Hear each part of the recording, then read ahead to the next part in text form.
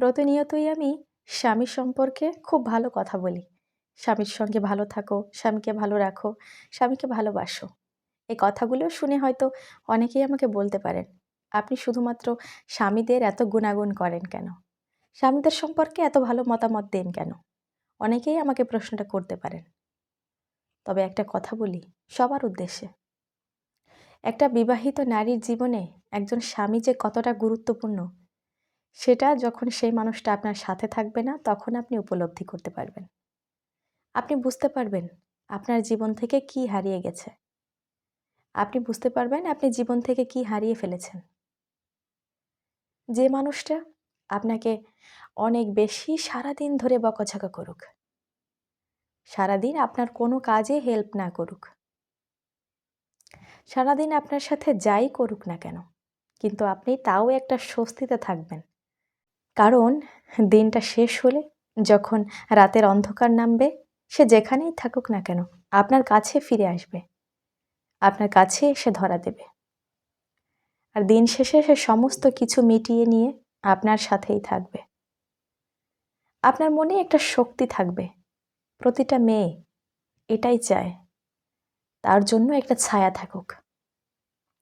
যখন তার বিয়ে না হয় তখন তার বাবা থাকে, তার জীবনের ছায়া, তার জীবনের মায়া। কিন্তু যখন একটা মেয়ের বিয়ে হয়ে যায় তখন সেই মেয়েটার জন্য তার একমাত্র ছায়া হয়ে যায় তার স্বামী। আর এই ছায়াটা যদি আপনার মাথা থেকে সরে যায় তাহলে আপনার জীবনটা অন্ধকার হয়ে যাবে।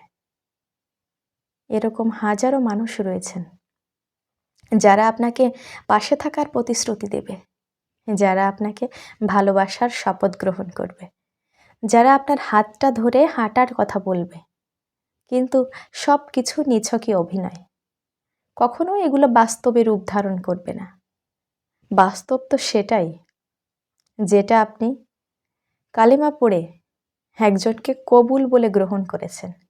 সেই মানুষটা যেরকমই হোক না কেন, যে পরিস্থিতিতেই যেরকমভাবেই আপনার বিয়ে হয় না কেন, যদি কাউকে কবুল বলে গ্রহণ করে নেন, সেই মানুষটার একটা দায়বদ্ধতা আপনার উপর থেকে যায়। সে আপনাকে যদি অপছন্দ করে, সে আপনার দায়িত্ব না নিতে চায়, তারপরেও একটা সময় পরে গিয়ে সে বুঝতে পারবে আপনিই তার জন্য পারফেক্ট। আপনি তার কথা চিন্তা করেন।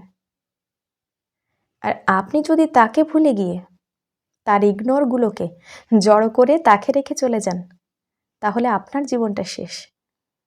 কারণ একবার বিয়ে হওয়া যায় নারীকে আমাদের এই সমাজ খুব ভালো চোখে দেখে না।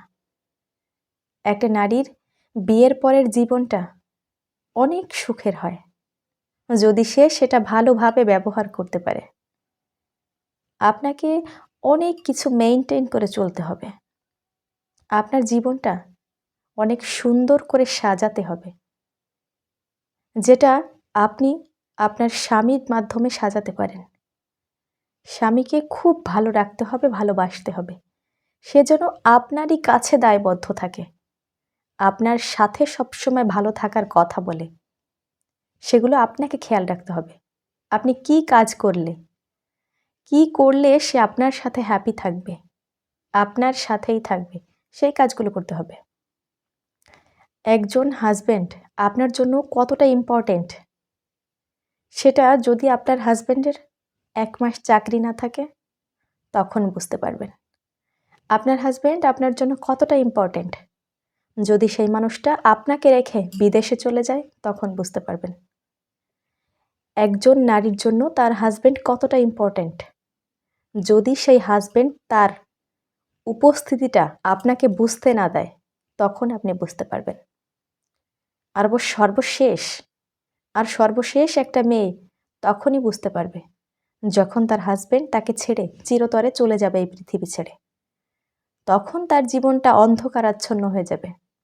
সে বুঝতেই পারবে না তার জীবন থেকে কত কিছু হারিয়ে গেছে। আমি বলবো তার জীবনের 99%ই শেষ হয়ে যায়।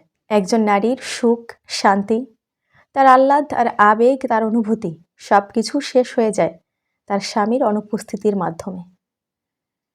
স্বামীকে কেয়ার না করে আপনার কোনো গতি নেই।